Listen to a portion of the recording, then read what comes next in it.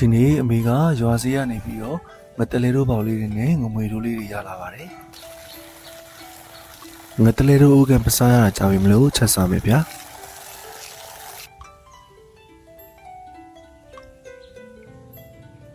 ခြံထဲမှာတံမြာသီးအကျွေတွေရမ်းပေါ်ရမလို့တံမြာသီးနဲ့ငါးကိုစီးပါမယ်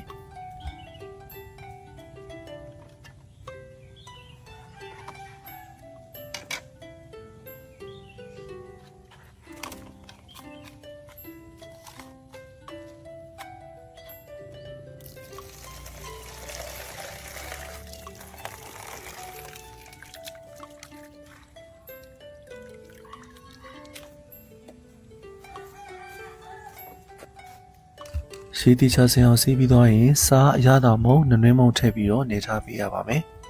။တံမြာသီးလေးလည်းညှစ်ထည့်ပါတယ်။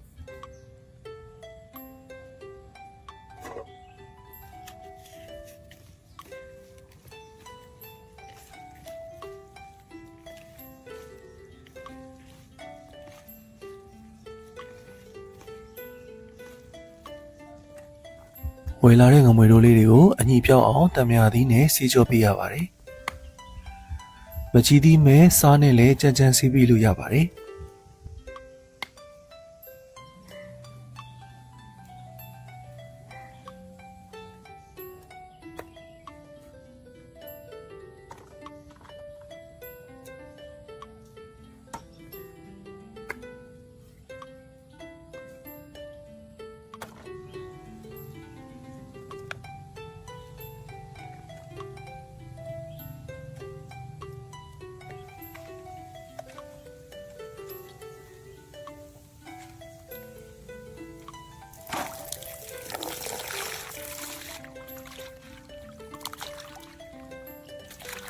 အနေတော်ရွယ်လေးတွေပိုင်းပြီးစားအရသာမုံစွန်းနှင်းမုံလေးနဲ့နေထားပေးရပါမယ်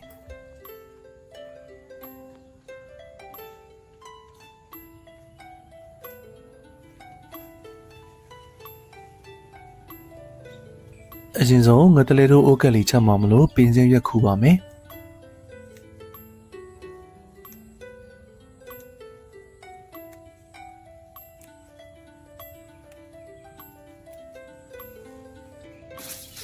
စီပူလာပြီဆိုရင်စက်တော်အနေနဲ့မျိုးသီးအနှစ်ထောင်းထားတာလေးကိုစီမွေးတက်ပါမယ်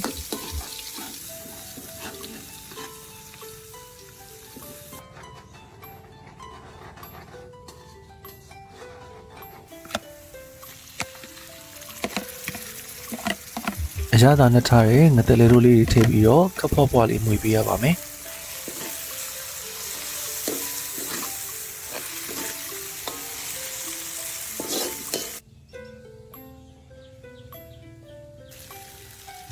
ငပြားရည်လေးထည့်ပါမယ်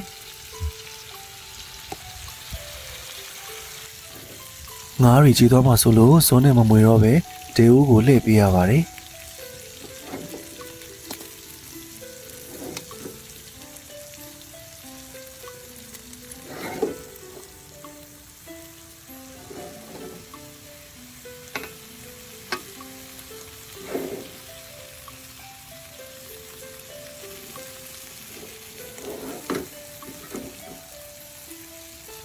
ချက်ခါနေပြီဆိုရင်တော့ပင်စင်းလေးအုပ်ပေးရပါတယ်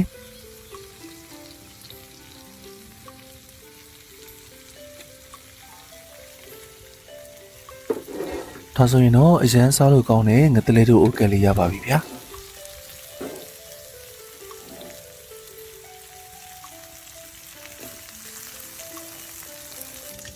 ငမွေတို့စီပြန်ရင်လေးထက်ချက်မယ်ဗျာ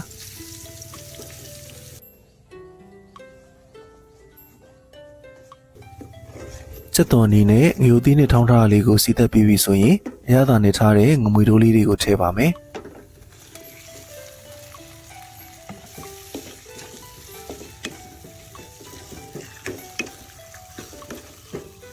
အညီနဲ့ပြောက်အောင်တေချာလုံးပြီးပြီဆိုရင်ငပြားရည်လေးထည့်ပေးရပါမယ်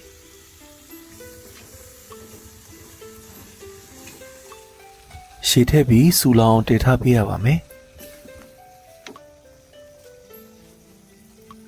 မကြီးရည်လေးလောင်းထည့်ပေးပါမယ်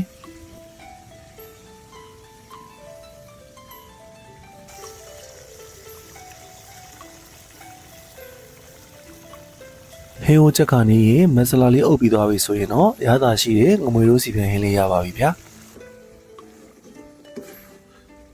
အားလုံးပဲရသာရှိတဲ့စားတောက်တွေကိုချက်ပြုတ်ပြီးချစ်ချင်းမြတ်တာတွေကိုမျှဝေနိုင်ကြပါစေဗျာ